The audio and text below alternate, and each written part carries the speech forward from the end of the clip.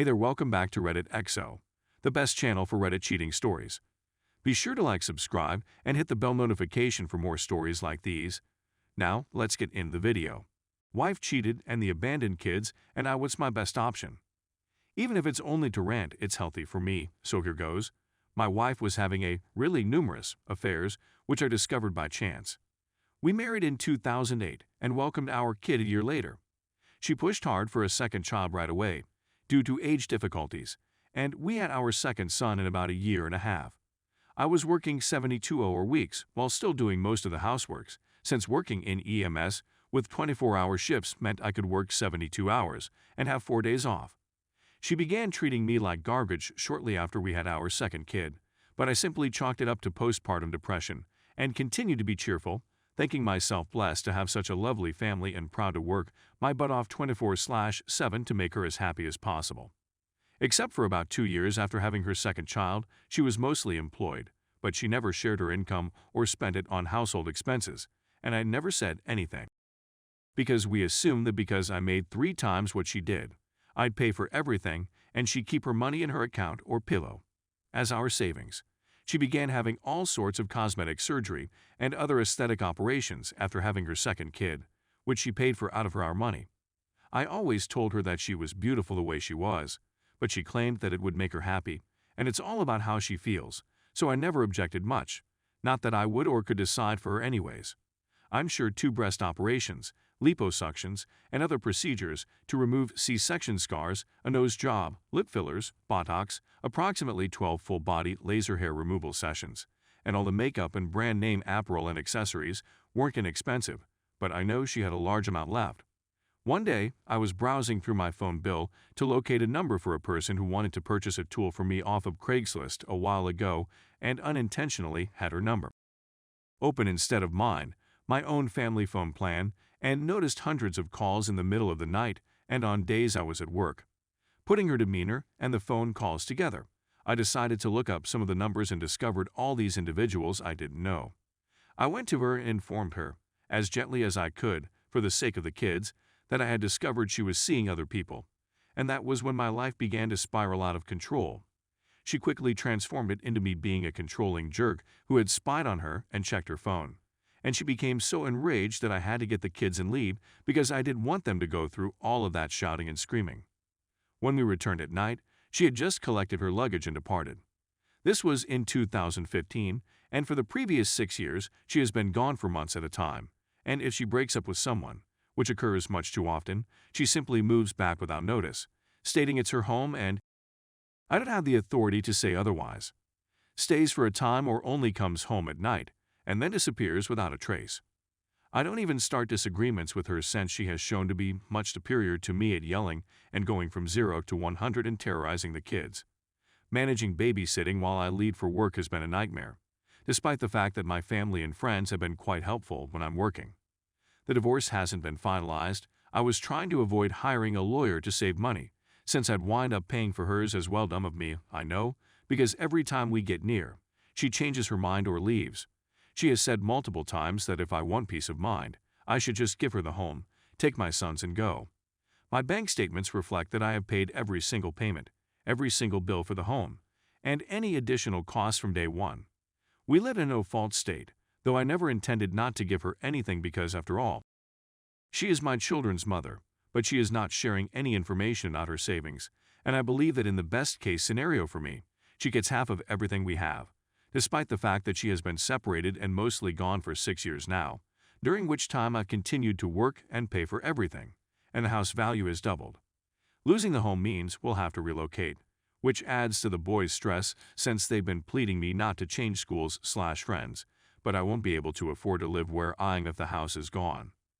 She said she doesn't want custody, but she's also said that if I ask for anything that goes against her wishes, she'll ask for custody just to keep the house and get me to pay all kinds of things. Worse, I know I'll have to take care of my kids 100% even if she gets custody because she and I both know how much I care for my boys and couldn't possibly let them have the kind of life I know they'd have with a mother who doesn't. When I was at work and she was with them, the most she could do was feed them a lunch, place them in front of the Xbox, and go to her room to spend the day on Instagram and other social media. I know I've written a lot, so I don't think many, if any, people will have time to read this, and believe me, I'm not even getting started on the kind of abuse the kids and I have been subjected to, or how she has planned to make me look like the guilty one because I've kept my mouth shut and not shared with anyone, mostly out of embarrassment. However, if someone who is knowledgeable about this subject reads part of it, what do you think is my best course of action? Do I have a chance of convincing the court to believe me, considering that everyone around here seems to accept the woman's side instantly or significantly more easily? If it were me, I'd simply grab my suitcase and leave her with everything, but I have a lot of expenses and college debts to deal with, so I believe it's my responsibility to advocate for my children's future. Story 2. I am cheating my pregnant wife with 2 sugar babes and I'm in love with all 3 of them. I need somewhere to express my ideas and emotions. What on earth am I doing with my life? I have a wonderful leadership position that pays well above average, I work hard, I have a lot of responsibility, and I have a bright future ahead of me. I'm 33 years old, have been married to my wife for 2 years, and just found out she's pregnant. I adore her.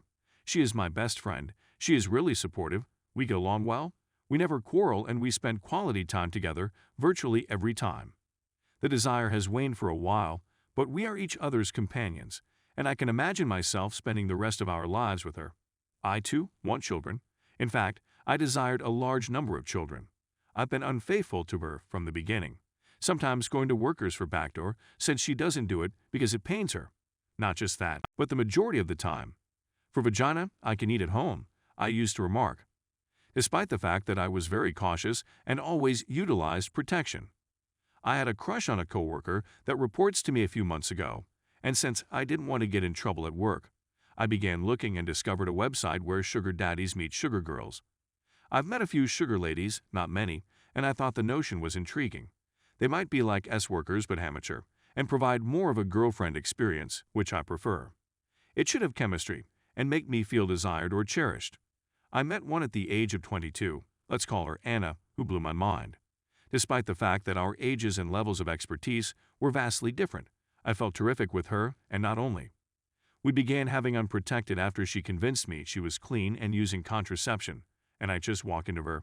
It felt amazing. I believed I'd found my mistress, but she had to return to her homeland for a while, and I wouldn't see her for a few months. So, one bored day, I went back to the internet and contacted another girl. Let's name her Claire. We met, we had chemistry, we had unprotected, and then I walked in on her. She then told me that she was clean, but that she was not using contraception, and that she would take Plan B the following day. I've seen her many times since then, and I've always had it raw, but I utilized the pull-out approach. This one instantly fell in love with me and we had the best time together.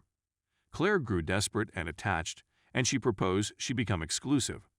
I told Anna a few days before that I had met someone else, but that I still wanted to see her when she returned in August. She responded poorly, weeping and declaring that she believed I would be her only sugar daddy and that she was ready to be mine only too. We discussed it and decided to meet again when she returned, despite the fact that no compromise on exclusivity was reached. To make matters worse, I found out today that my wife is pregnant. I mean, I'm delighted about it because I want to have children, but I feel like I'm getting drawn into a tangle. So, without a certain, my wife will not take the other 2.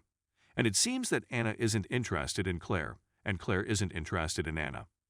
Anna also informed me that from now on, everything must be done with a condom. To be honest, I can't decide between Anna and Claire. They're both fantastic in their own right. If I had to choose only one, it would be my wife. But as much as I would want to be wealthy and able to support my wife, Anna, and Claire, as well as our families, this scenario is untenable. It's difficult to invest energy and money on 3 relationships, especially when I'm the provider for 2 of them and provide more than half of the primary one. So, what could possibly go wrong? Tell Anna or Claire what I'm doing to my wife. Or I'm caught by leaving some proof, or by my wife's friends seeing me in public. With any of them, I conceive Anna or Claire. This is simpler with Claire since the pull-out approach is ineffective. If my wife divorces me, she will be devastated to learn about the horrific things I've done. It will leave a permanent mark on her. The infant will suffer as a result of his or her parents' divorce. Even if she forgives me, nothing will ever be the same. Any of the 2 females may be laying and sleeping on the side and get an STI, which would then be transmitted to me and subsequently to my wife, which would be terrible. Even if I am successful in sustaining these 3 relationships in the long run, it consumes so much of my energy that I should be giving to my profession and family.